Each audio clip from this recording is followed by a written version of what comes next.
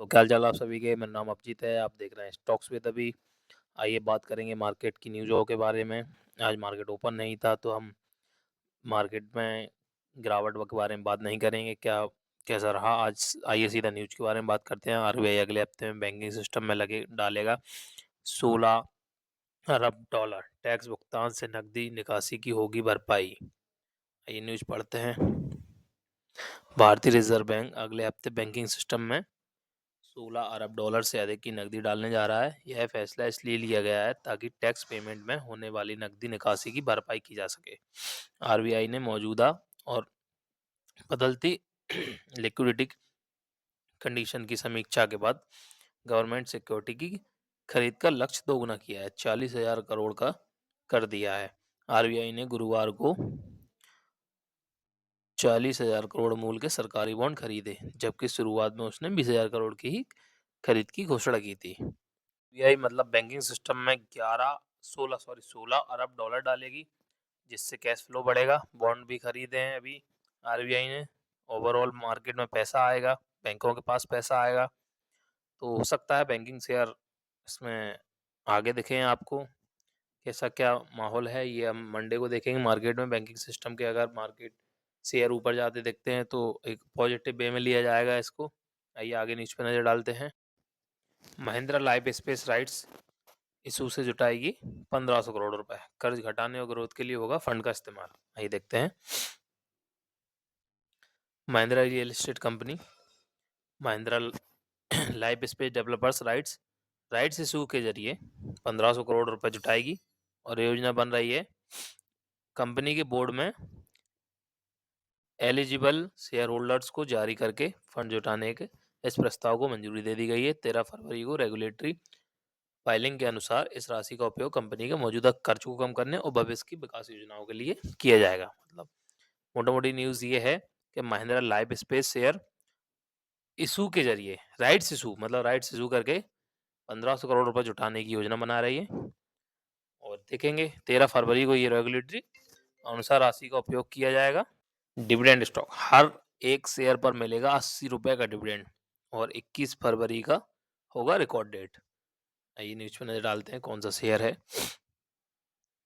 Procter and Gamble health वित्त वर्ष 2024-25 के लिए शेयर होल्डर को 80 रुपए पर शेयर का अंतरिम डिविडेंड देने वाली है। कंपनी के बोर्ड ने 12 फरवरी को अक्टूबर दिसंबर 2024 तिमाही के वित्तीय नतीजों की घोषणा करते वक्त डिविडेंड का भी ऐलान किया है। डिविडेंड के लिए 21 फरवरी 2025 की रिकॉर्ड डेट रखी गई है। मतलब 21 तारीख तक अगर आप वो शेयर खरीद लेते हैं तो आप एलिजिबल रहेंगे 80 रुपए पर शेयर का डिविडेंड लेने के लिए। और इस तारीख तक जिन शेयरधारकों के पास शेयर होंगे, देखिए वो भी बताया शेयर 21 तारीख तक जिनके पास वो शेयर होंगे मालिक के तौर में डिविडेंड में शामिल हो जाएंगे। मतलब मोटा मोटी बात ये है, अगर आपके पास 21 तारीख तक वो शेयर होंगे तो आप वो डिविडेंड मिलेगा। और डिविडेंड कौन सी कंपनी दे रही है? Procter and Gamble Health Procter and Gamble Health आपको डिविडेंड दे रही है। चलिए आइए आगे न्यूज़ देखते हैं। आइए देखते हैं हिंडेल्को स्टॉक में एक साल में दिया 18% का रिटर्न और शेयरों में आ सकता है 32% का उछाल। देखिए हिंडाल्को आदित्य बिरला समूह की कंपनी है। कंपनी का दिसंबर तिमाही प्रदर्शन शानदार रहा है। विदेशी ब्रोकरेज फर्म सीएलएसए ने हिंडेल्को शेयरों के लिए बेहतर प्रदर्शन की उम्मीद जताई है। उसने इस स्टॉक के लिए 800 रुपए का टारगेट प्राइस दिया है।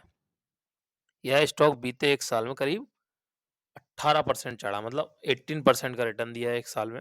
ये आगे देखते हैं न्यूज़।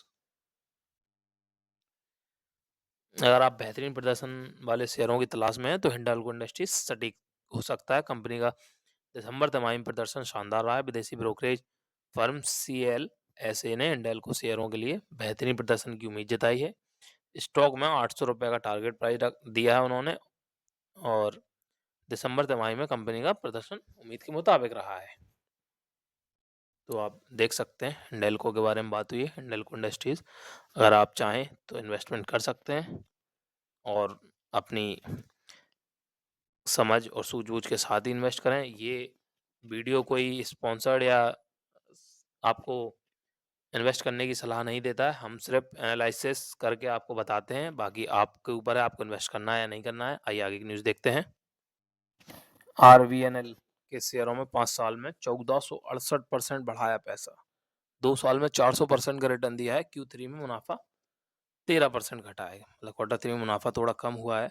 देखते हैं सरकारी कंपनी रेल विकास निगम प्राइवेट लिमिटेड के कंसोलिडेट बेसिक पर शुद्ध मुनाफे में अक्टूबर दिसंबर तिमाही 2024 में सालाना आधार पर 13% की गिरावट आई है और यही 311 करोड़ रुपए रह गया। इस साल सबसे पहले कंपनी को 358.6 करोड़ रुपए का शुद्ध मुनाफा हुआ था। ऑपरेशन से कंसोलिडेटेड रेवेन्यू एक साल पहले के मुकाबले 2.6% गिरकर 4567 करोड़ रुपए रह गया था, जो दिसंबर 2023 तिमाही में 4689 करोड़ के आसपास था। आइए देखते हैं आरबीएनएल के शेयर पर नजर डालते एक बार। देखते हैं शेयर ओपन हुआ था 380 के आसपास और शेयर 5.5% के आसपास गिरावट आई शेयर में और शेयर बंद हुआ है 358.15 के आसपास। तो शेयर में 5.5% के आसपास की गिरावट आई है। देखते हैं इसके रिजल्ट कैसे रहे हैं। आपने न्यूज में तो पढ़ा कि 13% से प्रॉफिट कम हुआ है।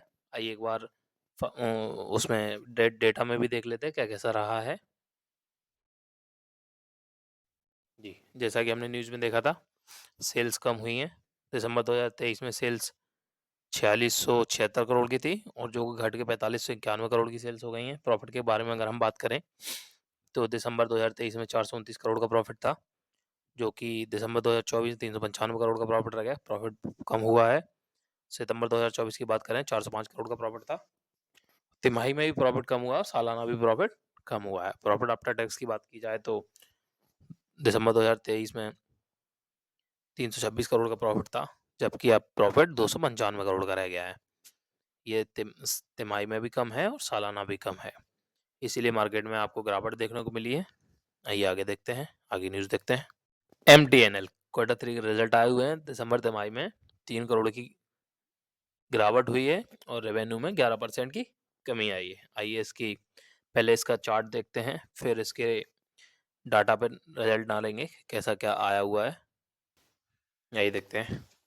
MTNL महानगर टेलीकॉम निगम लिमिटेड 46.40 पे बंद हुआ है। ये ओपन हुआ था करीब 49.15 पे और मार्केट में 6.5% के आसपास की गिरावट हुई थी।